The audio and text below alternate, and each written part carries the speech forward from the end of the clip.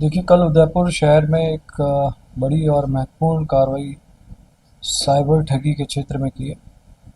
कुछ दिनों पूर्व स्थानीय पुलिस और डीएसटी के द्वारा एक बड़ा कॉल सेंटर पकड़ा था, जिसमें लगभग 50 लोगों को ठगी के नेटवर्क से जुड़ा होने के आधार पर गिरफ्तार किया गया था।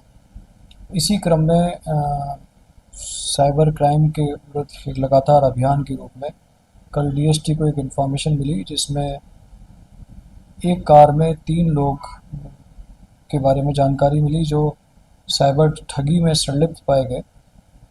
उन लोगों को रोक कर और उनको डिटेन करके पूछताछ की गई, तो उनके पास लगभग 10 मोबाइल, 2 लैपटॉप, 7 सिम और अनेक संख्या के अंदर एटीएम कार्ड्स आदि मिले। इनसे प्रारंभिक पूछताछ और इनके पास जो अवेलेबल लैपटॉप थे और इनके मोबाइल्स थे, उनके बारे में जानकारी ली गई, तो ये पता लगा कि इन व्यक्तियों के द्वारा एक टेलीग्राम पर एक ग्रुप बनाया हुआ है, जिस ग्रुप में लगभग 20 से 25 आदमी जुड़े हुए हैं। ये 3 व्यक्ति जो गिरफ्तार किए गए हैं, जिनका नाम हर्षवर्धन निवासी गोवर्धनविलास, तूफान निवासी गोवर्धनविलास और जयेश खटीक निवासी चित्तौड़गढ़। इन 3 लोगों से जो प्रारंभिक पूछताछ से जानकारी में आया कि तीनों ही व्यक्ति पूरे देश भर से लोगों से उनके अकाउंट्स की डिटेल प्राप्त करके उन्हें एक निश्चित राशि का या कमीशन का लालच देके उनके अकाउंट्स की एक्सेस प्राप्त करते, और इन अकाउंट्स को वे फर्दर जो साइबर चीटिंग के अंदर लोग इन्वॉल्व रहते, अब वो साइबर चीटिंग किसी भी माध्यम से हो सकती है कि व्हाट्सएप ग्रुप्स के अंदर जुड़ करके, इन्वेस्टमेंट के माध्यम से, सेक्सटॉर्शन के माध्यम से, इम्पर्सोनेशंस के माध्यम से।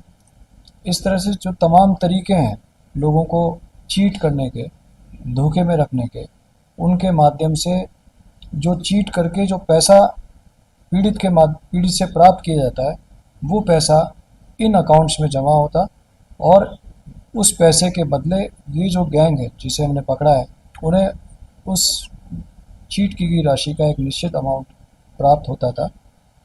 इस आधार पर इनके पास लगभग 150 ऐसे अकाउंट्स की हमें प्रारंभिक तौर पर जानकारी लगी है।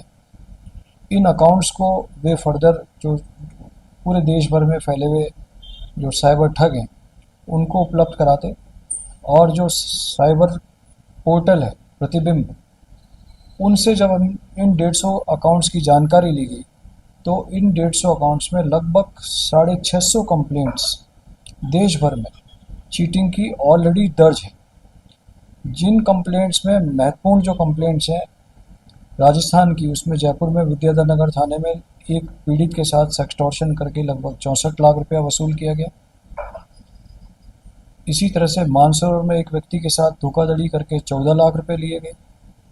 इसी तरह से बीकानेर के नोखा में एक व्यक्ति से 10 लाख, एक से 40 लाख और एक व्यक्ति से 12 लाख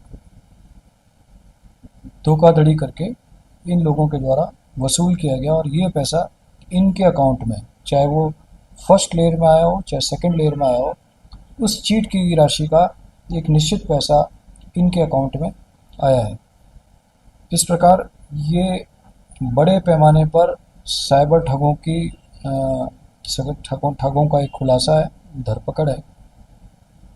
इन सारे अकाउंट्स की विस्तृत डिटेल जिस पूरे देश भर में जहाँ भी कंप्लेंट्स दर्ज हैं, उनको हम इसकी पूरी डिटेल हमारे पुलिस हेडक्वार्टर के माध्यम से भेज रहे हैं, ताकि इनके विरुद्ध सभी थानों में जो ऑलरेडी परिवाद दर्ज हैं या प्रकरण दर्ज हैं, उन पर इनके खिलाफ कार्रवाई हो सके, और इनकी जो आगे जो गैंग्स हैं उसका भी खुलासा हो सके। देखिए, जो प्रारंभिक जानकारी लगी, इसका लगभग 150 अकाउंट है, और 150 अकाउंट में लगभग 650 कंप्लेंट्स तो वो हैं जो ऑलरेडी दर्ज हैं, जो रजिस्टर्ड हैं प्रतिबिंब के ऊपर, जो 1930 के माध्यम से लोगों ने इमीडिएट चीटिंग के बाद में दर्ज कराई है। और इनमें से कई कंप्लेंट्स के ऊपर प्रकरण दर्ज हैं, जैसा मैंने आपको बताया कि जयपुर के विद्याधर नगर के अंदर ऑलरेडी मुकदमा दर्ज है, जिसमें पीड़ित वृद्ध व्यक्ति को सेक्सटॉर्शन करके, उसको डरा धमका करके, एक तरह से डिजिटल अरेस्ट करके उसे 64 लाख रुपए वसूल कर लिए गए। इस तरह के जो बड़े कंप्लेंट्स हैं उनके ऊपर सभी थानों में प्रकरण दर्ज है। बट कई ऐसी कंप्लेंट्स भी हैं जिसके अंदर बड़ा अमाउंट शामिल नहीं है, या जो इन्वेस्टिगेशन या इंक्वायरी के प्रारंभिक स्टेज पर हैं, वे निश्चित रूप से परिवाद में या कंप्लेंट के रूप में भी होंगे। कब से करे थे सर ये सब? देखिए, लंबे अरसे से कार्य और इस अपराध में और इस ठगी में संलिप्त हैं, और इनके जो कनेक्शंस हैं वे पूरे देश भर में हैं। और अभी हमने प्रारंभिक में जो इनके कनेक्शंस हैं उसमें 10 लोगों को हमने नामजद किया है, जो जयपुर और उदयपुर के आसपास के ज़िलों के हैं, जो इसी तरह से इनको फर्जी अकाउंट्स प्रोवाइड कराते हैं और फर्जी अकाउंट के बदले उनसे एक निश्चित कमीशन के रूप में धनराशि वसूल करते हैं। और इन्हीं अकाउंट्स के अंदर, चूँकि इन अकाउंट्स के बारे में पूरी केवाईसी बैंकों में नहीं होती है, इनका ज़्यादातर मुख्य उन अकाउंट्स को ये टारगेट करते हैं, उन अकाउंट्स को इस्तेमाल करते हैं जिनका बैंक के अंदर केवाईसी पूरा कंप्लीट नहीं होता है।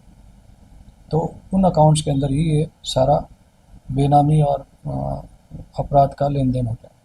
क्या देखो सबसे बड़ी कार्रवाई ये?